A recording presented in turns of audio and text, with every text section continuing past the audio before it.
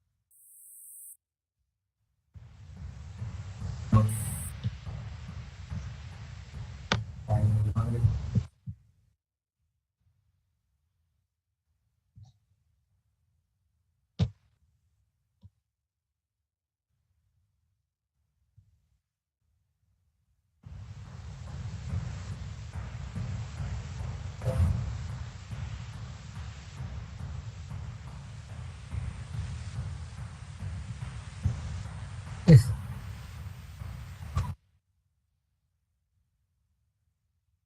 Mm.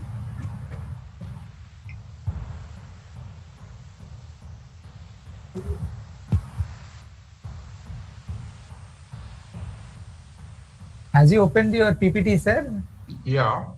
Okay, then it will just try to share again, sir. We are I'll getting your. try again. Yes, sir.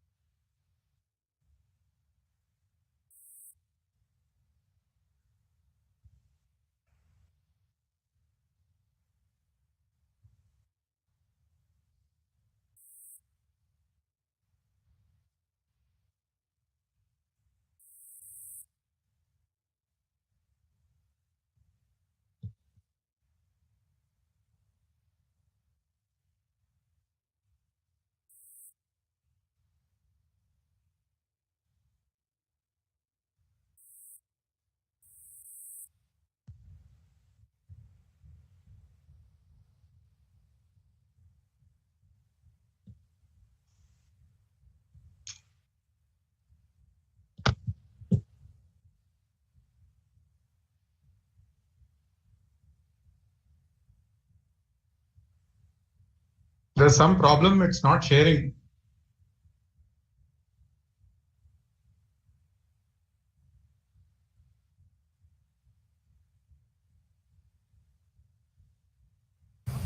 Sir, we will share it from our end, sir. No issues. Yeah. Yeah. Why don't you do that?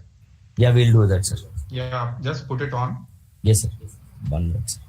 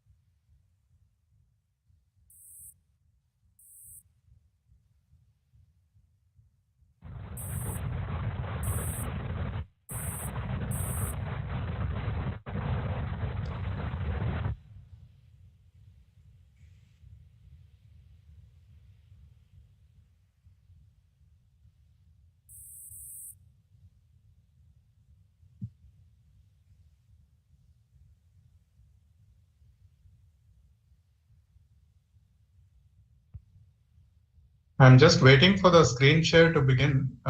It's going to be in a minute. Sir, we have downloaded it. I'm just presenting it. Yeah, sure.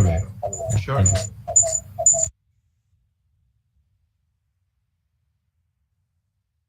Welcome everybody in the meantime. Nice to meet you all online at least.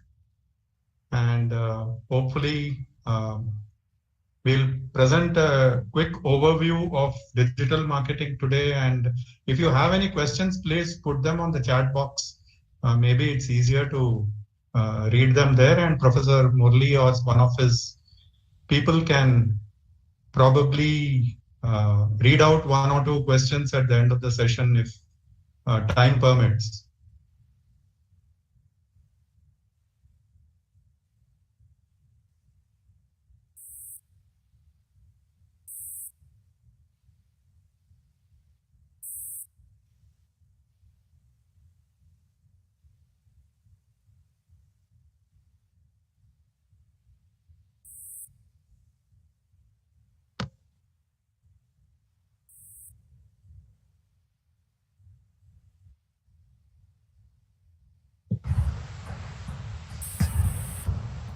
Good afternoon, participants.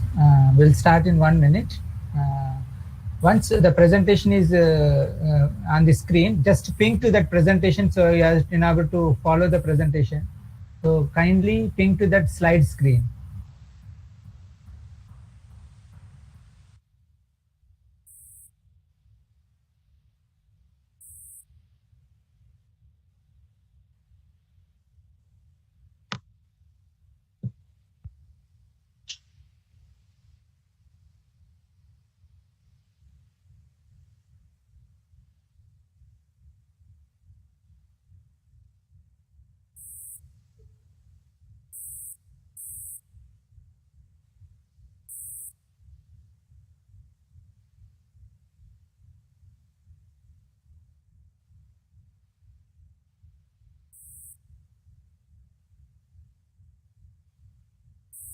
Sir, presentation is ready, sir.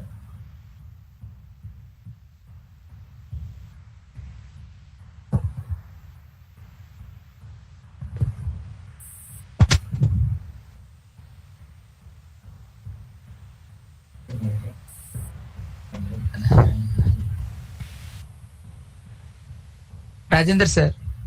Yeah, I'm it is ready. I'm Just not ping, able to view. ping to Dr. Nagaraj screen, sir. Venkat Nagaraju. Okay. One second.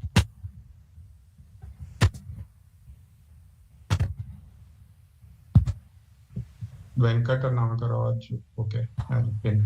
Yes. Participants also requested to pin to Venkat Nagaraju screen so he has to follow the slides. Presentation. The presentation screen, right? Yes, sir. Yeah. Okay. Now I got it. Have all the participants been able to see the presentation first slide called digital marketing? Yes, sir. Yes, sir. We can see.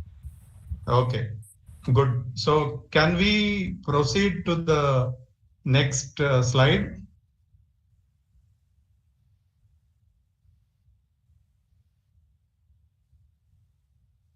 Okay, so this basically is an audio presentation, but it's not very relevant because it's slightly outdated right now. So this basically tells us that internet has been a big growth story in India, and just gives us some statistics which are I'm sure you can download or you can Google them right now.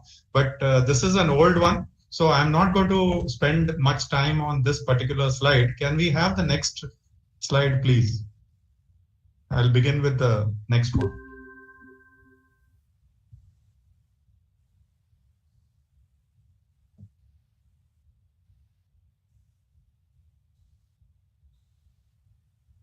Sir, you wanted to change to the next slide? Yeah, please. Yes, sir. Okay, you can stay here for a couple of minutes. So what is the definition of digital marketing? There are several different definitions. I'm sure you can find a few more also. But a simple definition, which is easy to understand, is that it's the marketing of products and services which we do using the internet or technology of the web in some way. Of course, which are the ways we will come back to in the next couple of slides. But right now, let's look at the second paragraph. It combines the creative and technical aspects of the internet, which includes design, development, advertising, and sale of products, as well as advertisements for those products or promotion of those products. So in a way, it is similar to marketing, which we have been doing over the years, but because of technology changing, making more options available to us, we have separated out the field of digital marketing into something different, and we study it in greater depth compared to earlier days.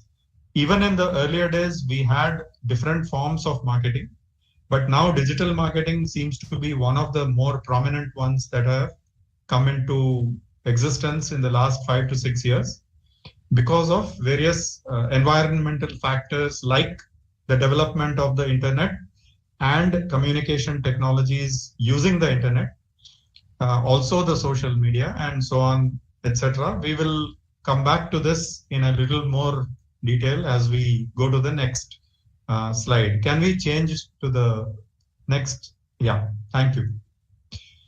So the alternate method of looking at an overview of digital marketing is to look at strategy and operations involved in digital marketing. So essentially today in the first session, we are going to look at digital marketing overview, or you can call it strategy. Like any marketing activity, you need a strategy to go into digital marketing. Otherwise, you will simply be like a novice or a first-time swimmer who doesn't know what he's doing, just throwing your arms and legs around and not achieving any particular objective of yours.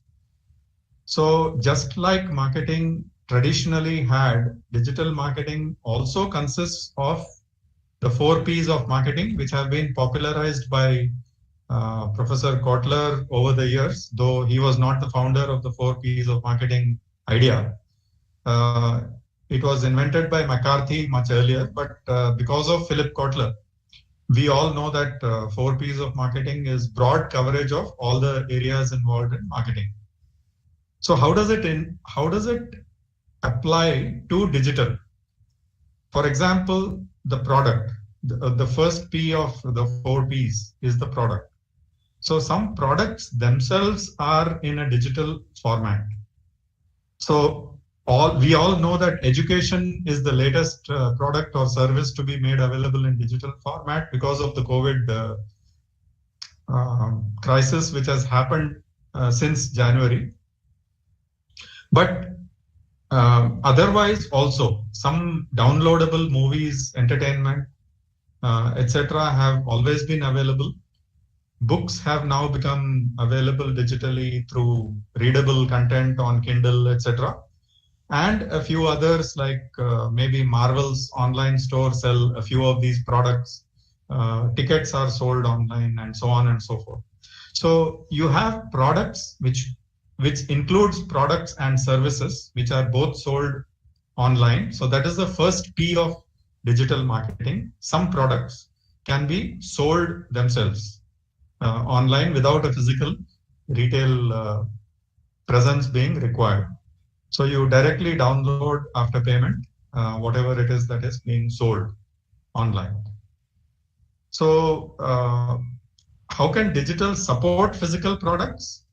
We can pre-sell the product. Maybe if the product is sold in a retail store, etc., even physically, you can give a preview of the product on a digital format.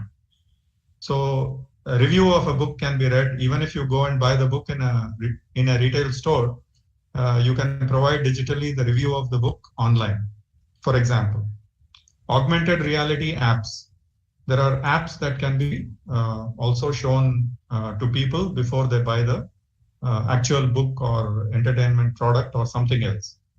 or go to a movie. But it is possible to move consumer mindsets beyond pricing through the development of relationships and improved customer experience through online mechanisms, because it's easier to keep in touch with consumers. So maybe you can have methods of developing a relationship with the consumer, which also the history gets preserved online much more easily, so that you can't forget what has happened before with the same customer. So you can take it to the next level whenever you meet the customer again, subsequently. So customer experiences also can improve through online mechanisms, which digital marketing should keep in mind. Of course, pricing is one of the keys to any kind of marketing. And we will see the other piece as well on the next slide after this. Can we change the slide, please? Yes, sir. Yes, sir. Yeah, thank you. So communication regarding your products and services is one of the very, very, very important things in any kind of marketing, not just in digital. But we're doing it through print medium, we have been doing it through other media like television and so on over the years before the internet came in. Now, since internet is available, communication is much, much easier. Plus, it is possible through multiple devices, since mobiles are available with consumers most of the time and mostly switched on 24/7. So you can actually do an omni-channel communication through multiple channels, online as well as offline. But online has the advantage that they are available all the time. Whereas for offline communication, only when a newspaper comes, you can read an ad in the newspaper every morning. Or when a magazine new issue comes out, you can read a magazine ad. Or only when a TV program is going on, you can see the ad on TV. Unlike all those digital marketing promotions or communication, if you want to call it that, are available to you for use for the marketer all the time. So personalized communication one-to-one is also possible. For example, I can send emails to somebody, person to person, and that can be actually personalized. Same thing I can do with a mobile phone if I have mobile phone numbers of a consumer. So in a sense, it is 24/7. Also, it is possible, if you wish, you can personalize it, provided you have the email ID or an address or a phone number of the consumer. So these are important differences between what used to happen with traditional media and what happens today. Yeah, please move on to the next slide. Okay. So according to one of the important authors, he has written several books on marketing, and he has also written books on digital marketing. Seth Godin is the name of the author.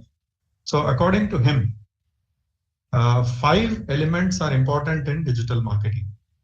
So let's go through one by one. First is the data or the facts which are related to your product or services. For example, what will be used in pay-per-click marketing, PPC marketing, which is basically one way of advertising your products online, where you pay only for every click per click. So there is a rate quoted by the advertiser, or it is auctioned, and you pay based on that. For example, if it is 10 rupees per click, then for 100 clicks, you will pay 10 multiplied by 100. So that's one unique factor about digital marketing. So online data is the data which is used for doing various kinds of digital marketing in different media. So any information about your product can also constitute that data which is available online. But that is only first level. So if you want to make it really interesting for consumers, then crafting stories about your products, which is the second item here in this slide, stories, which means you have to create some interesting stories about your product or your service or how people use it, or consumers who are talking about your products, or let us say your CEOs or somebody else's involvement in, let's say, designing the product or marketing the product. They can come and tell their stories, or you create stories about their life and how the product is affected by their life. For example, the founders of Microsoft or the founders of Apple or the founders of Infosys, there are stories about them that we hear all the time. So crafting stories about people involved in the company or customers or the history of the product, how it came, how was it designed, what were the difficulties or what were the difficulties in marketing the product initially, etc. Nirma, for example, has a story that the founder, Karsanbhai Patel, went around on a bicycle, selling door to door the Nirma washing powder. So such stories about the products can create lots of interest if you provide them online to the readers of any of your media, where your customers are likely to read about these stories, because that makes life interesting and we all remember the stories. If there is a story about the product, please put it online. So that is his second recommendation. The third, of course, is the product. So whatever stories you're telling, the product should deliver whatever you're promising. For example, if you promise some kind of a heritage product, which has a big tradition of using it for many years and fulfilling customer requirements, then you need to talk about those physical manifestations of how your product delivers that. And that product actually, when used, should be able to correlate with the stories that you have created, with the promotions that you have created. So there has to be a match between the stories or the information and your product, is basically what Mr. Godin is talking about here in the third item. In the fourth item, what are the tactics that help you to connect to your customers or create opportunities to interact with them, or touch points? In services marketing, we talk about touch points. For example, with an airline journey, what are the touch points? We have baggage handlers, we have check-in counters. These days, we may have a health counter as well, where your temperature gets checked or your luggage gets sprayed with some sanitizer additionally these days. So any of these touch points, plus whatever happens within the flight, a welcome that you get on board with a good morning or good afternoon. And the last interaction is where you collect your baggage at the end of the journey. All these interactions give you opportunities to impress your customers. So online also, when the customer comes to your website, there are interactions happening. When he creates let's say a shopping cart with some of your products, it creates an opportunity. When the billing happens, there are opportunities to interact with him online and impress him with the kind of interaction that he's having with you. If he has a grievance, again, there's an opportunity to interact with the customer. So these interactions, according to Godin, are what create successful digital marketing if you handle the interactions right. The final point, according to him, in digital marketing is when people fall in love with your product or service based on what you have done, and they get so impressed that they start becoming your spokesperson or ambassador. So these 5 elements, according to Seth Godin, are important. The important thing to realize here is that the stories can be continuously created and put online much more efficiently than in other media, right? So earlier we also could do it, but traditional media made it difficult to put out too many of different stories, right? So now you can do it with many more stories all the time. And this is what is a brief summary of Seth Godin's views on digital marketing. We'll move to the next slide, please. Okay.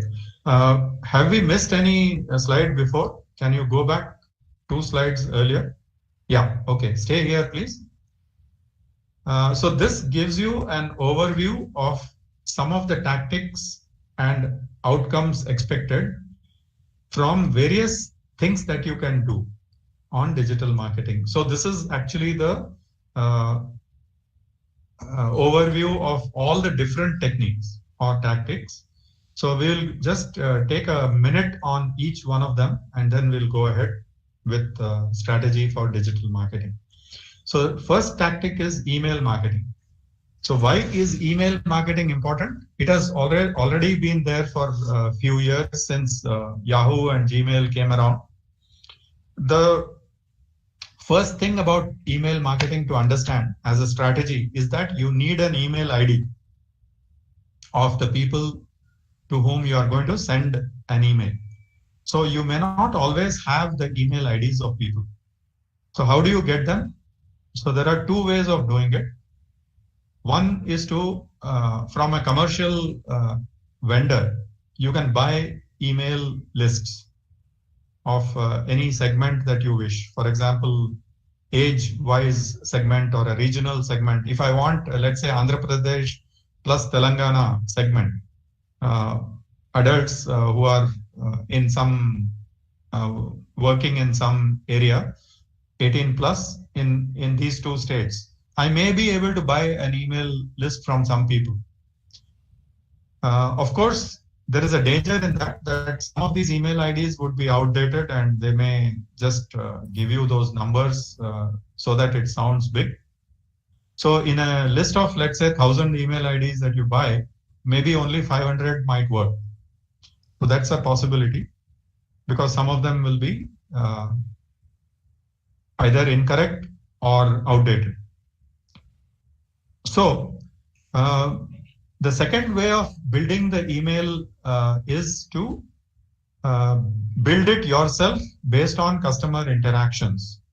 So anytime a customer visits your website, you get them to register with an email ID, and once they register, you continue to add them to email ID, send them some regular emails to keep in touch with them. So there are 2 ways. Each one is a different way of doing things, and there is no single best way. So you can use a combination of these 2 also, but you need to keep verifying those email IDs and check whether some people are opening them. What is the percentage of people opening the email IDs and so on? Email that you send, sorry. So what percentage of people open the emails and read them? That can be determined through a cookie which is put on the email that you are sending. So that can be measured, in other words. The second one is online advertising. So just like you advertise in any other medium like television, you can put a banner advertising campaign on any place which any advertiser will take it, for any publisher who will take it. So you can put the ads on Google, you can put the ads on social media, you can put it on any other medium online. So the online advertising is just like any other advertising that happens on other media. But one major difference here is Rahul ભાઈ Mike બંધ કરો ને, બધા disturb થાય છે.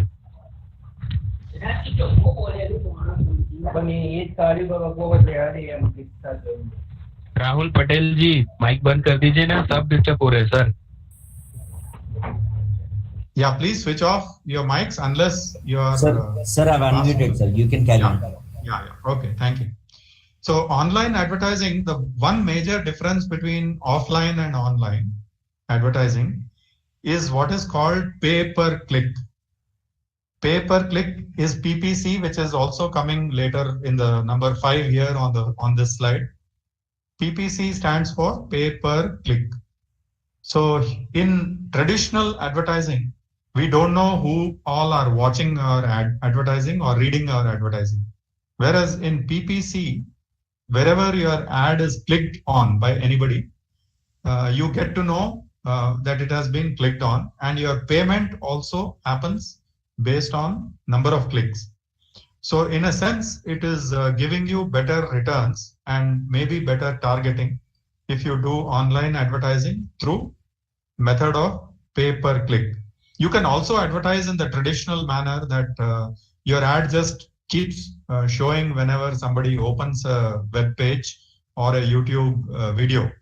For example, these days, whenever you start watching something on YouTube, there will be an ad where 5 seconds or 10 seconds cannot be removed.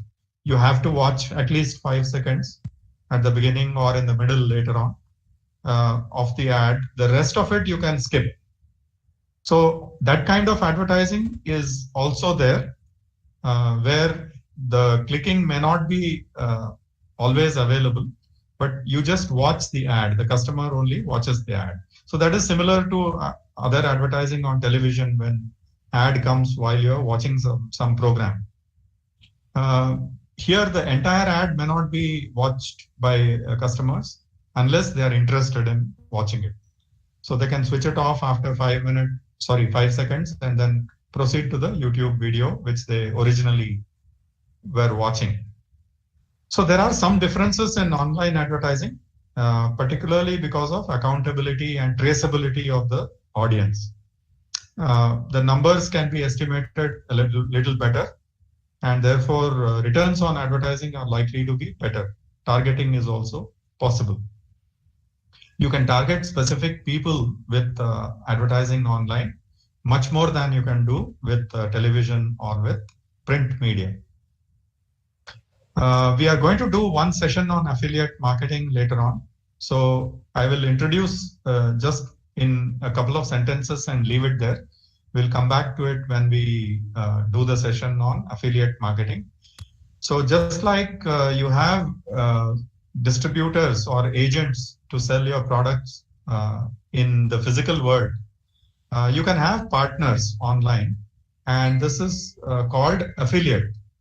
So any affiliate who agrees to show your advertising or a link online on his website becomes an affiliate. You sign a contract with them, and then Chandralata, I'm coming to your question in the next 1 minute. Affiliate marketing is basically working with partners online. So we'll do this a little more in the next session on 12th, I think, when we meet again. Then we come to SEO. Search engine optimization is the full form. And that's one of the important things in digital marketing, which anybody can do if you have a website. If you have a website, how do you make sure that people who are searching for, let us say you are a pizza restaurant. Let us say you are either Domino's or Pizza Hut or somebody like that, Papa John's. So how do you make sure that your link comes up when somebody does a Google search for a pizza restaurant or a pizza delivery? So as you know, when a customer types in some keywords, so you want to be in the first few results on Google page. The search results page, which appears when somebody types in pizza restaurant near me or just pizza restaurant as a keyword. What appears on a screen is called the search results page. So search results page should show your company at the top. How do you do that? That process of getting to the top of search page is called SEO.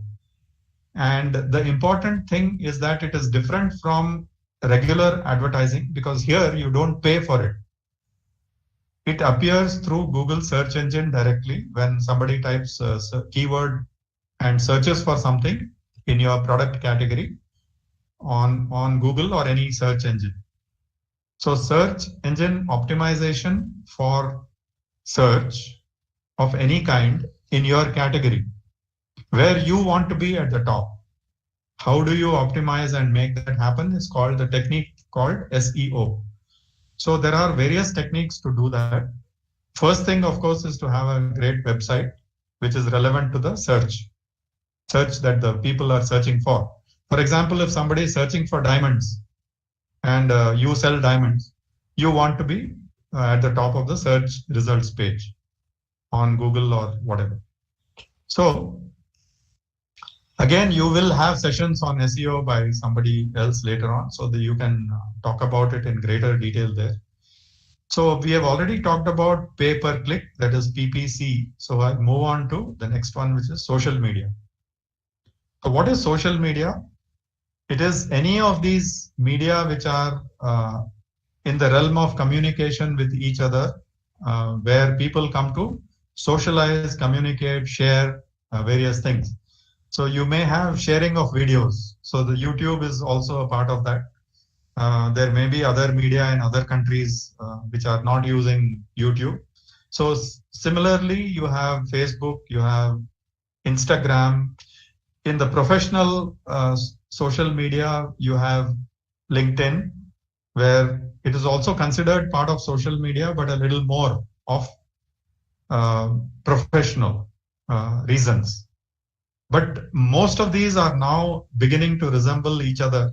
So most of these have the same features where you can post a graphic, photograph, image, or you can post text. Though initially some of them were different, they did not have advertising. Now most of them allow advertising also, because for them it's a revenue stream, just like a TV ad or ad in a print medium. Social media also allow advertising. So they are media for you to advertise on or communicate with customers using social media, or solve customer problems using social media. So you can maintain customer relationships better using some of these media based on how well you are geared for doing this. So from advertising to communication with people. But there's another important aspect of social media that digital marketers need to remember. There can be communication between users themselves on social media. So it's not only what you do on social media as a company, but it is what other people, which your customers or past customers, can also be doing on social media. They can talk well about you, they can talk ill about you, they can share their experience of using your products, services. So basically, it's a user-generated content as well, not only content which you generate. So which brings us to another very important thing, that content management on social media is an important aspect.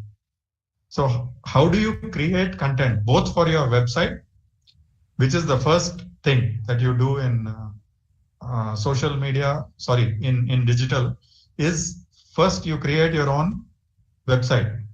Only then can you be called a digital marketer. Otherwise, you're not doing anything online. So website should have the capability at least to provide information, if not to sell various products on the website directly. At least visibility in terms of information, product information, or whatever information you want to provide. So social media can do many of these things. So what else can you do on digital marketing? You can do, for example, reputation management. What is reputation? ORM is online reputation management, full form. So how do you manage reputation? First of all, you should know that you have what kind of reputation you have. So you need to monitor what people are talking about you through some online technology. So there are agencies which will do it for you. They will see how often people have talked about you. Yes, how others perceive you. So that's the reputation that you have. It could be a good reputation. For example, Nestle. Even when it was going through a crisis, on the Maggi noodles case a couple of years ago when it was found that there was some lead and whatever in the product. So you could see that Nestle was facing tough times, but their reputation online was quite good in spite of that. So how do you manage the reputations? Through online reviews. Maybe if you are a hotel, you need online reviews to talk well about you. If you're a restaurant, same thing. Customers need to talk well about you. So different ways exist of managing reputation. Firstly, you need to understand what is the reputation you have, and then try to build a better reputation by creating stories of, let us say, endorsements from customers about your products, getting them to talk well about you, and so on and so forth.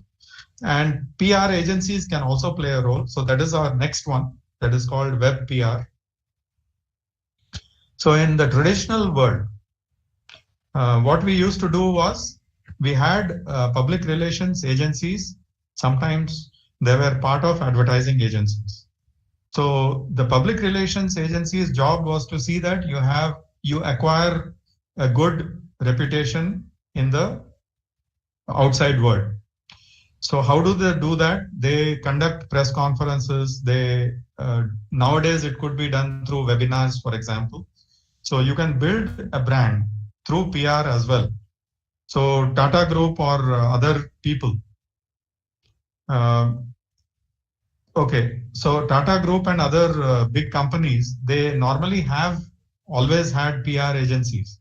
So now they have online PR agencies. So what they used to do is physical press conferences or chairman's address, stockholders meetings. All these used to be used as occasions, or even a new product launch, for example. Used to be PR occasions for doing public relations management. Now, these things can be done online many of the times. There will be physical meetings or physical addresses also, but web PR basically involves online activities which enhance the reputation. PR is basically what you put out, and ORM, somebody asked for the difference. So ORM is user-generated content, also needs to be managed and understood and responded to.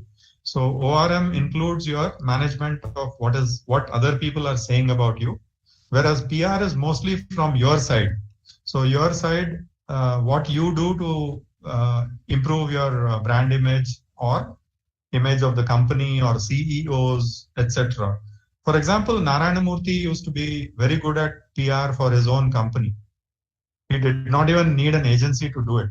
He himself would go and give talks in different places, including institutions. When I was working for PES in Bangalore, he had come to address one of our gatherings in PES IT, because they were also recruiting from PES IT engineers. So this creates a good PR. These days, companies also physically come to campuses and try to do their PR activity for building a relationship with the institute brands. But much of it can be done online. For example, the institutes themselves do online PR or web PR. So student groups are generally in charge of it in our institute and other institutes. So who keep putting out various videos, for example, or Facebook updates or Instagram updates or something else, which help to create a positive PR for the institute. For example, IIM Indore recently became a triple crowned accredited B school in India. Now, very few B schools are triple crown, which have accreditation from the three major accreditation agencies globally, including one American one European one, and one UK-based agency, which is AMBA. EQUIS is from Europe, and AACSB is from US. So last year we achieved that milestone. So we got a lot of PR by talking about it online. So PPC can be done through any method, including there was a question whether PPC can be done through affiliates. It can be done through affiliates as well. Anywhere if the participating customer can click on the ad, it is considered to be a PPC. So yeah. So this is an overview of most of the things that we have access to for digital marketing. And now we'll go on into strategy a little bit. So can we move to the next? Yeah, this slide. Thank you.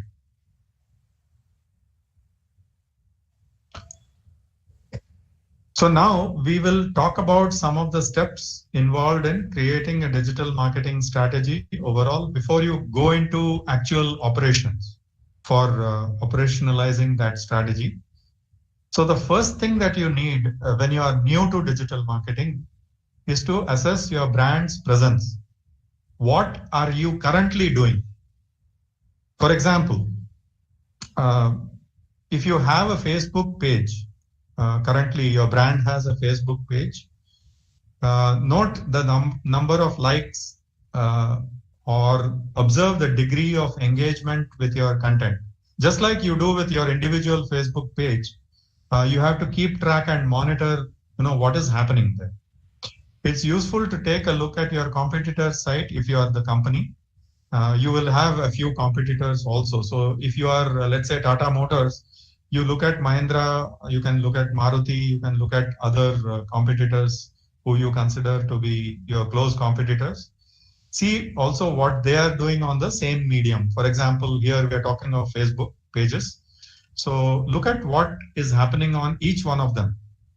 It will give you an idea as to what your status currently might be, whether you're doing well or not in general. Before getting into too many other details, you can also look at global competitors if you wish to. That may also give you a benchmark for giving you an idea of what people who are, let's say, the best in the business, what are they doing outside India also. So if they are doing something different and getting better engagement, you can think about maybe whether it is feasible for you to try it out in India. You may also have a global market. For example, Tatas now sell across the world with their JLR and other brands. So Tata Tea also has acquired Tetley Tea. So you can also be a global player yourself. So it helps to look at global competitors sometimes, if that is what is relevant to your company and your products. Note the current marketing trends related to your brand and those followed by your competitors. What are the digital activities which are most engaging to the customers, which get you the maximum value? Try to figure out what makes you stand out. Also, different competitors may be on the same medium, but you can always do something which makes you stand out.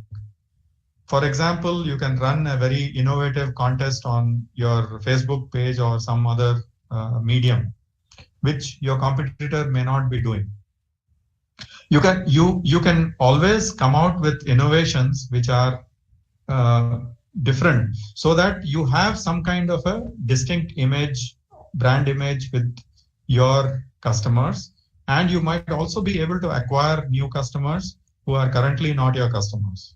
So digital activities give you plenty of scope to do many kinds of innovative activities. So you'll have to find out how to do YouTube videos, for example, if that is one of the media which is engaging your customers better than other media. If it is Facebook or Instagram or Twitter or something else, or LinkedIn, maybe you can try that. Okay, so let's move on to step 2. Next slide. Yeah. Now it's not enough that you identify how you are reacting on a particular medium. or how you're performing on a particular medium. You also need to target your customers more narrowly, because digital marketing allows you to do it. Not every medium will allow you to target your customers as much as digital media. So we talked about tracing customers through emails, for example. You know who those customers are already. But even on other media, once the customer clicks and registers on any of your ads or anything else, these days everybody asks you to register. So once the customer registers, you get into a database, right? So the database is organically being built up every time that people get into your database. You store the database, you keep adding to the database. So data collection can also be done through surveys. Online surveys can be done these days. Physical surveys can also be done whenever possible. If COVID was not there, you can do it. Once it goes away, once a vaccine comes in, continue to do that. So there also you can record data about your existing customers if they are willing. You can take their permission to get their email ID or contact number, whichever they're willing to share, and add to your databases. So identifying your target customers and existing customers or potential customers is very, very important to marketing. Only when you recognize who your customers are or whom you want to target can you do marketing effectively. Simple, but sometimes difficult to implement because it's time consuming to identify or define the target segments. Sometimes you go wrong also. So you might have to change the segments. Categorize your customers according to similarities in demographics or interests. Online, you have lot of variables are available to segment them. So their interests, what other products do they buy, etc. Number of categories can vary depending on how diverse your customer base is, but it should not be so large that you are unable to devote individual attention to each of them.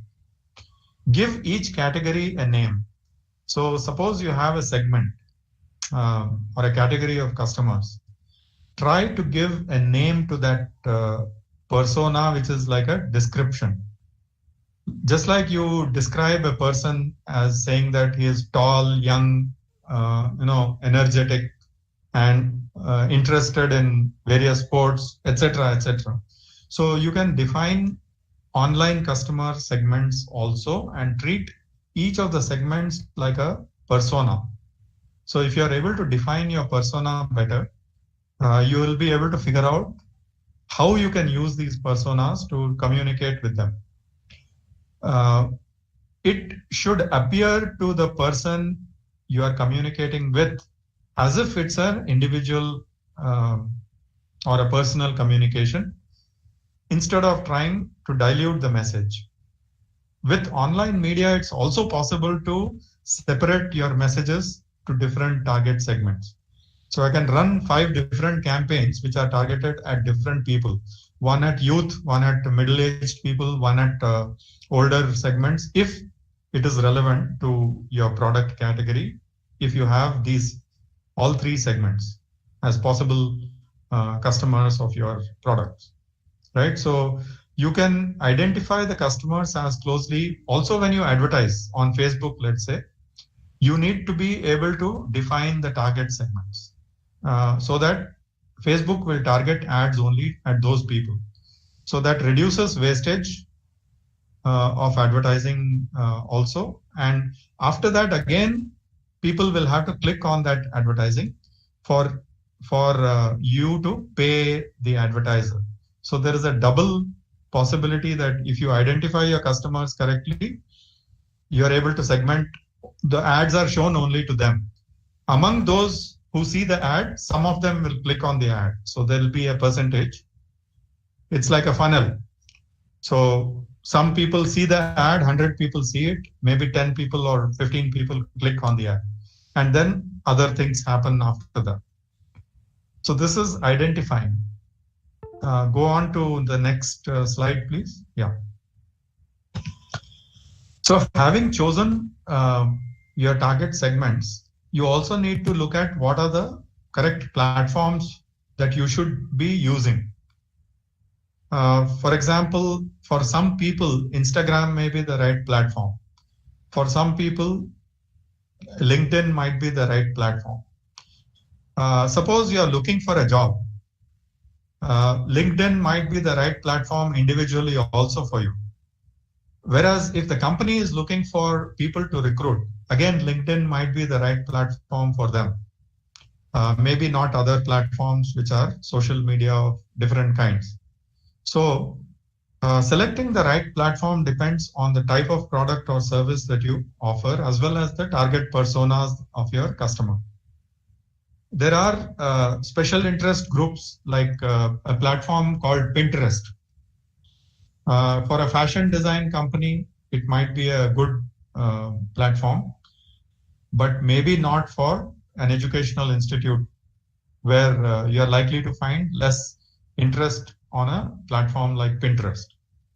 Similarly, Twitter is also not too popular in some of the in developing countries. So might not be a great platform for some of the products in those countries, if your target customer is based in some of the developing countries. Maybe other platforms would be more suitable based on what information you or your digital agency can provide about those platforms. But not only social network platforms, you can also have other methods like affiliates or influencers or some other methods to try and influence your potential market or target segments. Emails can also work in certain types of campaigns. Can you move to the next slide, please?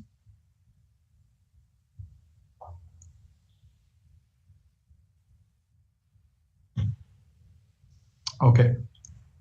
So once you have gone through these preliminary steps like 1, 2, 3, which we talked about before, including identifying target segments and identifying some of the platforms on which those people spend a lot of time, so that your ad might get visibility if you choose to advertise on them and get more clicks or more returns.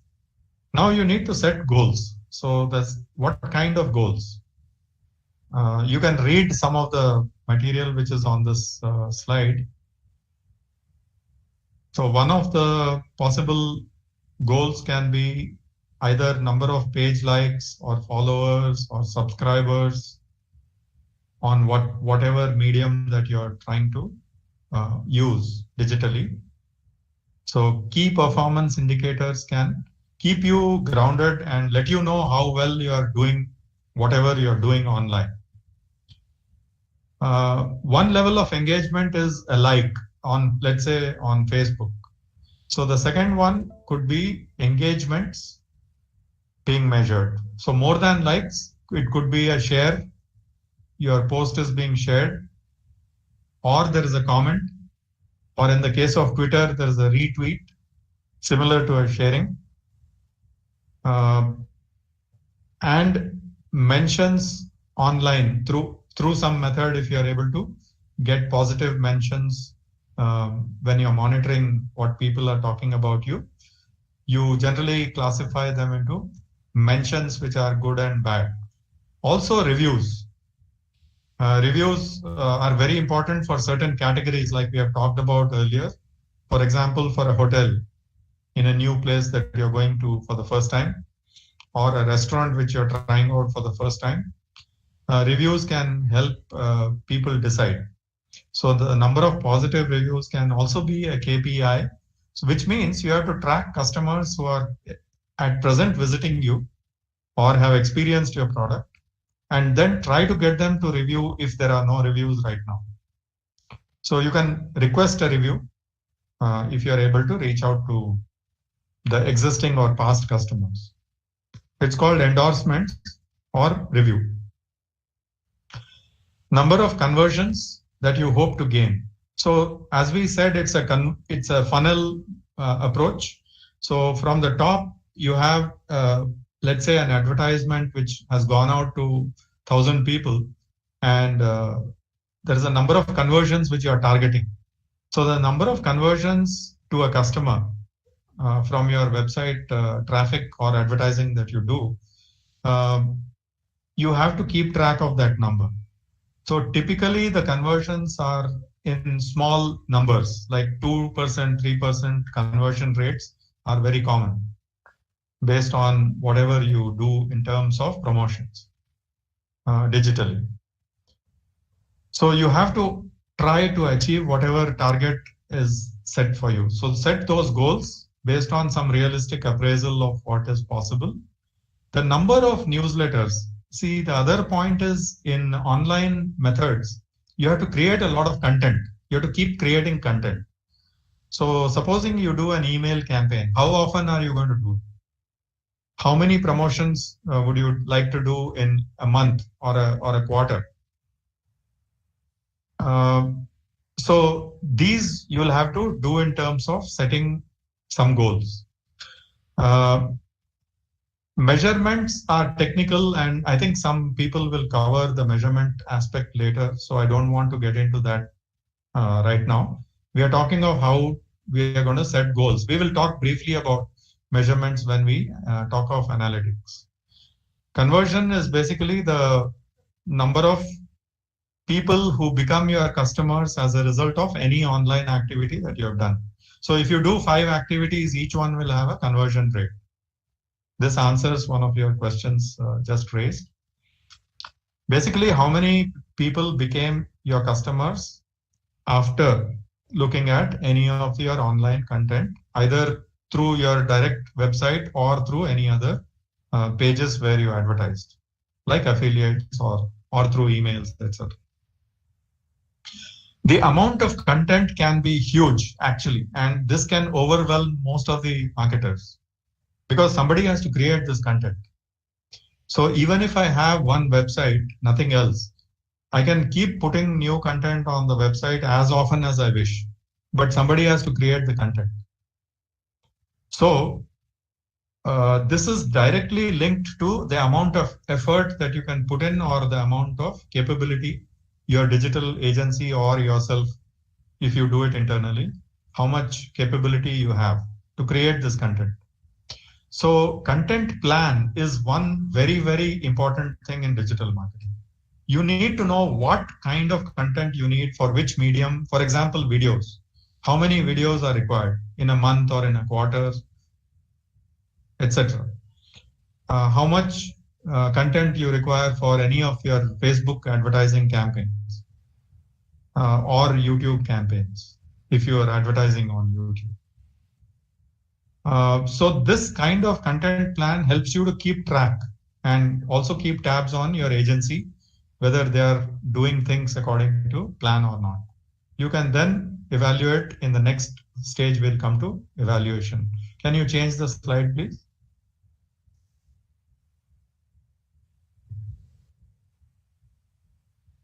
Okay. Fix a budget. How do you fix a budget for digital marketing? Normally, you will have a marketing budget, complete marketing budget for all kinds of marketing.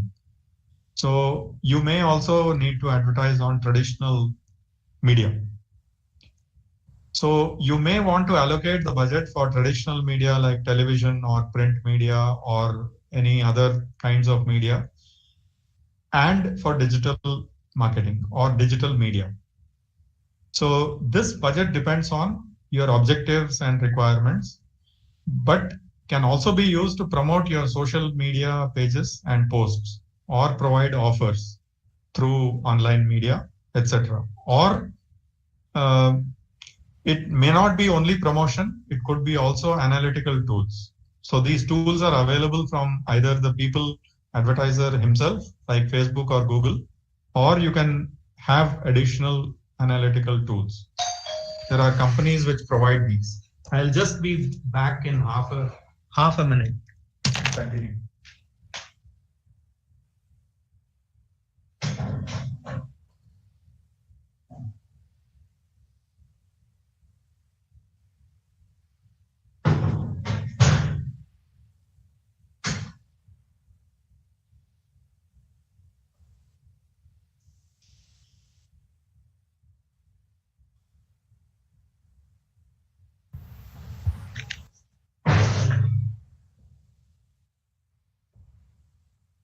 Yeah, sorry for that. I had a person, I had to answer the door. So, okay, continuing. The budgets for marketing come from total marketing budget, and portion of that goes to digital marketing. Within digital marketing, we can always look at different media, including marketing to Google for search engine. That's called SEM, which is search engine marketing, which basically means you pay Google to show your ad. It's different from SEO. SEM, you have to pay for it. In SEO, it comes automatically if you maintain your website and if Google is able to find your link as a relevant link. So SEO is organic or unpaid. SEM basically comes out of your budget, where you have to buy some space when a relevant query or keywords are typed in by the customer. Both will appear on the search engine page. The way you distinguish is by looking at whether it says ad. If it says ad on a Google search, then it's a paid advertising. If it is coming after those, it does not have the word ad on the top of it, left side, then it is a non-paid or SEO type of search result. So people who have less budgets, they will try to do SEO only. People who have bigger budgets will try to do SEM, which means paid advertising, and that might appear a little higher on the search page if you pay for it. It will come a little bit lower if you are not paying for it, but it still might appear as the third or fourth or fifth entry on the search page if you have a relevant product. And it can be found online by Google search engine. So many of the social media networks charge only for engagements, which means you will pay if the ad is clicked on, which means PPC. So cost per engagement or cost per click is what you pay. So if they charge you, let's say 20 rupees per click, then that is your cost per click. The cost is determined through some auctions and bidding, which we are not going to go into right now, but you will find it in the textbook, which I had mentioned earlier. You can read it up later if it is not covered by other people. There is a bidding process involved, and depending on the number of bidders, the cost per click can vary. So it's not a fixed cost. It can change based on how much demand is there for a given keyword. Keyword determines the bids for that keyword, and whoever has the highest bid usually will get prominence in the display of their advertisement. So that bidding process you can read about a little separately. Right now, I'll proceed with either the social networks themselves or any third-party analytical tools that you might subscribe to will help to keep a track of your budget returns, which means ROI or return on your invested amounts. This, you can keep changing the budgets also. Most of the media where you advertise will ask you for a daily budget or a monthly budget or a weekly budget, and they will keep advertising until that budget is exhausted. So you have much more control. You can keep changing these budgets also, which is a flexibility that only the digital media can give you. Whereas in TV, etc., you normally go for a long-term 3 months or a 1 month campaign or a number of insertions, etc., in a given medium. So here, the digital media are much more flexible. Yeah, can we proceed to the next engage? Now, this may be the toughest part for a digital marketer. Your digital marketing, you have made all the plans, you have engaged the media to show your advertising. People have started clicking on it and doing something with your website as well. Now, you have to continuously be available for interaction with your fans and followers. Fans are basically people who engage with you on your page. and followers are those who regularly follow your page on any of the digital media. So there may be questions or comment on your Facebook page, for example. So you may need to respond to it in some method, in some way.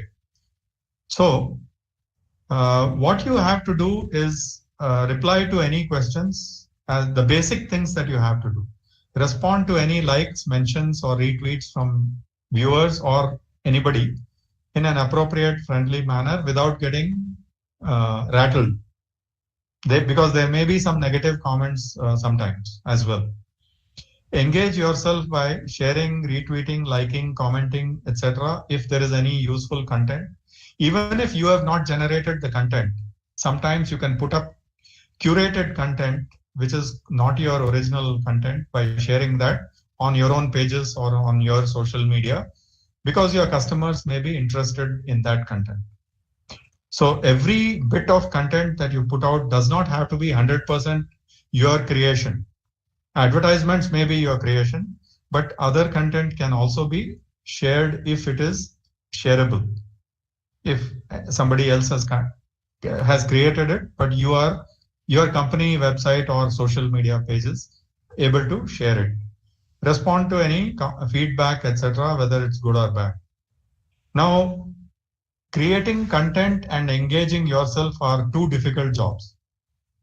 In digital media, you have to do much more of this than any other media on a regular and continuous basis. So you also need to keep track of the latest trends, keep your eye on the news, be creative. So if you cannot handle the strategy yourself, hire a qualified digital marketer and look at maybe their profile of people who work in it. So digital marketing agencies typically have specialists for SEO or for any other kind of advertising or digital marketing. So look at their profiles, talk to them before hiring them, or you can put them on a need to advertise basis so that you hire them only when you're doing a campaign. And at other times, you are not really paying them any retainers. Or you can do a pay for performance, etc. as well with the digital agency. So different methods of engaging with people, engaging digital agencies is available. But you also need to have some engagement to keep track of whether you are achieving your objective or KPIs with your plans and your objectives. Yeah, can we move to the next slide, please? There is a term called analytics, and different people use the term in a different way. Any kind of evaluation of your results also is analytics. For example, I have a blog. I have been blogging for almost 10 years now. It's a personal blog on various topics, including but not limited to academic topics, but mostly general topics like music or books or films or anything that I feel like writing about. So Google Analytics gives me data on how many visitors my blog had in a given day or in a given week or in a given month. So it gives me all these as statistics, which are like analytics of my Google visitors. So similarly, everything that you do online, whether it's an advertisement or whether it's something else, any activity can be tracked. The methods of tracking are varied, and sometimes the search engine will do it for you, sometimes affiliates will do it for you, or you put cookies on your own website and that will do it for you, etc. So the technicalities are not really in the marketing domain, but there are technical solutions available, and analytics basically comes out of those. So the numbers that come out in the form of reports or analytics can constitute a dashboard. So the dashboard, just like your car, gives you some data on how much fuel is left, whether your battery is still charged or not, whether oil needs to be, topped up. Just like that, there are dashboards that are created digitally. You can create them, your agency can create them, or the advertiser may have a few items in the dashboard already. You can combine some of these. So that is what is the analysis of the data. What are you trying to do? What are you trying to do with the analytics? You want to evaluate how well you're doing. So I have a personal Facebook page and I have some number of friends. So how many of those are engaging with me? How many have liked a particular post? All these are analytics. And based on that, I can change my strategy. So based on the evaluation, I might actually look at changes in the strategy. I can also do market survey, by the way. Online analytics gives me some information, but I can also go out and ask my customers or potential customers how satisfied they are with my service or product, and so on and so forth. So you're following digital marketing strategy for the next quarter or the next 6 months or for the next year. Basically depends on how you have evaluated yourself through various analytical factors. So different factors can be important for different people. For example, penetration of the market can be important for a new company with a new product. Whereas maintaining the market share can be important for somebody else. But how do you translate that into Google measurements or social media measurements? How does it help you to track some of those objectives? You'll have to try to create some dashboard which will give you relevant analytics for meeting some of your business objectives or marketing objectives. So strategy for this has to be done, revisited on a regular basis. And this is how you go through this cycle. Can we go to the next slide? Okay, is it possible to play this video? There is a video here. I don't know if you will be able to play it or not. Just check. It's a case study of KFC. We will try to play, sir. Yeah, just try that.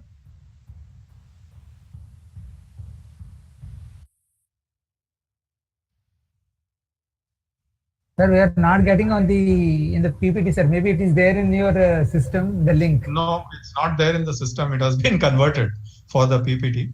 Okay. So it's okay. It's a case study of what KFC did, Kentucky Fried Chicken did in India. So if you are able to find it online, it may be there. I'm not sure. But I don't have the original link right now because we converted it. So it tells you what all social media they did. They ran some contests basically, and they also got some results out of that contest. So they asked people to design a KFC bucket. It was called a bucket challenge, etc. So it's a brief case study of what KFC achieved in India. Similarly, there are different case studies available for different companies doing something or the other in other countries also. So maybe you can look at it during lunchtime if you have the time. Look at any case study of what people have achieved using some social media techniques. Okay, so go back to your screen, and this is the last slide on this module.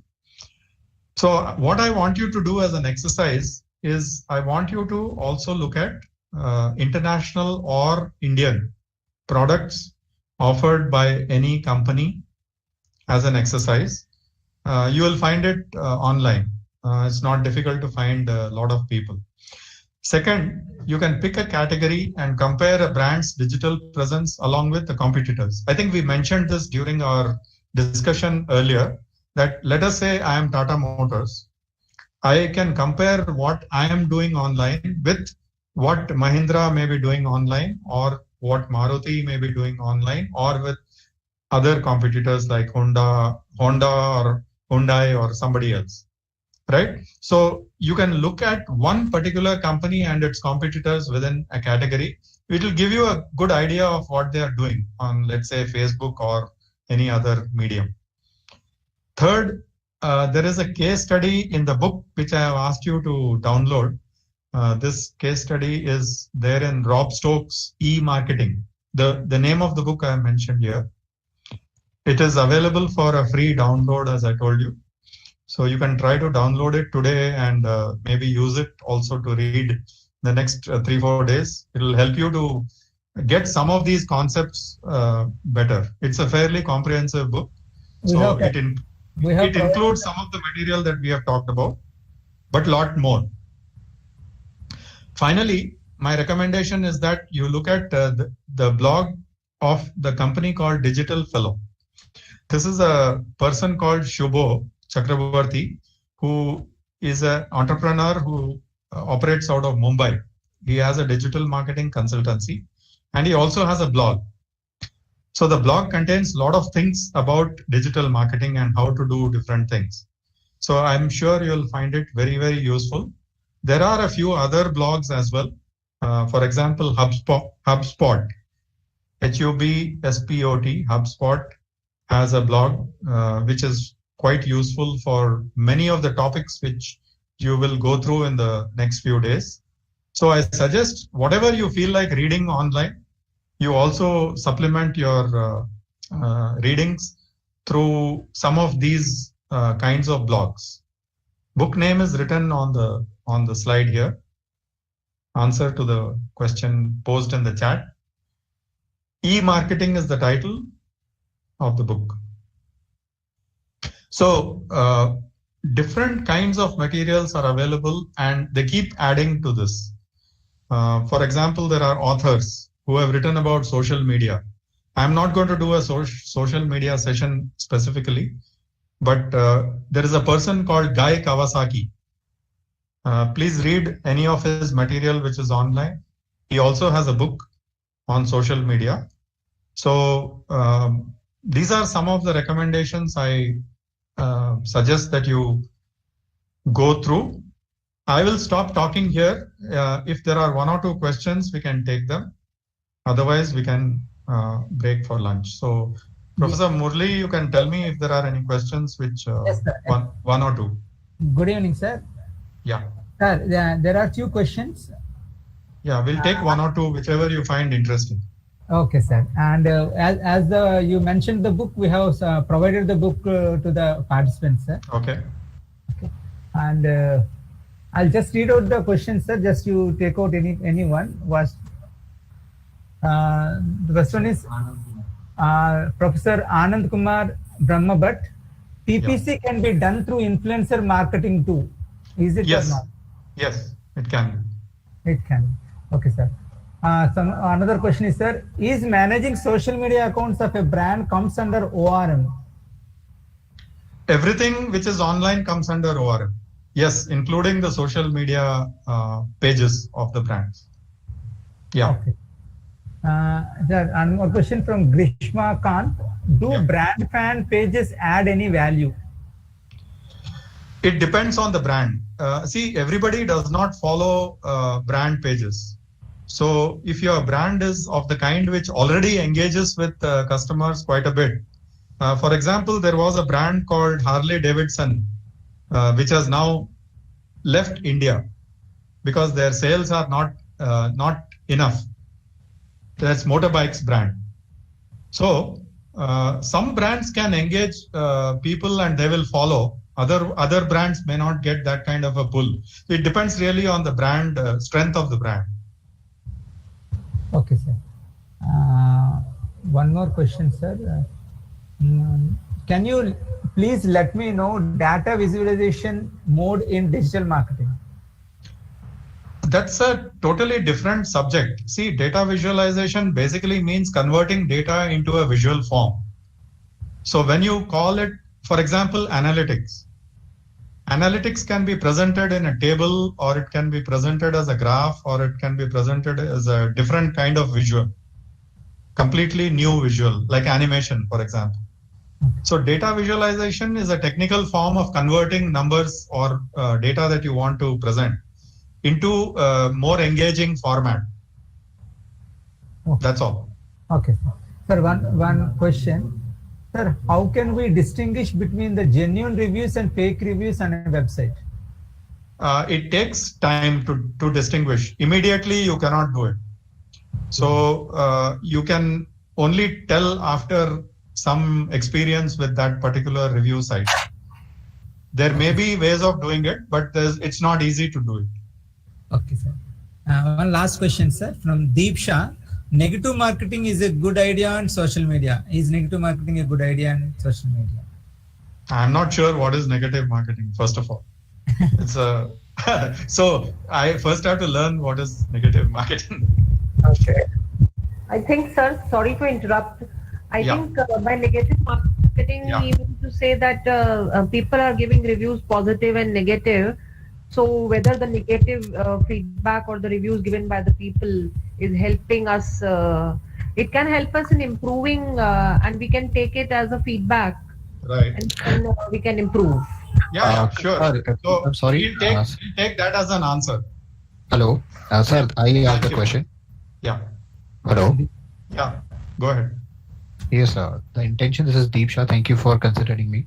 Yeah. The intention is that I do teach at times social media, but the reason being negative marketing is some that I am projecting my product as a negative, and then I make my audience to talk about it in terms of negative. But the ultimate goal to make my product as a talk of the table become successful. If that is my goal, is this a good idea or not? Generally, I don't recommend that because it can go wrong. Okay. Thank you, sir. Yeah. We'll break her. I'll meet you again on 12th. Yes, sir. Yes, sir. Thank you so much, sir, for giving insights on and the strategy and its operations. And also you have covered about tactics and outcomes. You can share the slides also with the participants. Yes, sir. Definitely. Yeah. Yes, sir. Thank you so much. And if at all you can provide the link of the video which you kept in the PPT, we will also share the same to participants, sir. I'll try to find it. I don't know if I can find it, but Okay, sir. we'll try. Thank you. Bye. Sir, thank you so much. Thank you all participants. Thank you for Thanks being all. with us.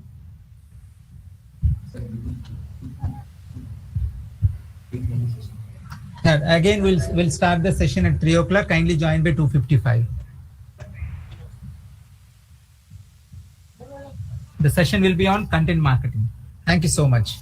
Let's conclude this session and we'll take a break for till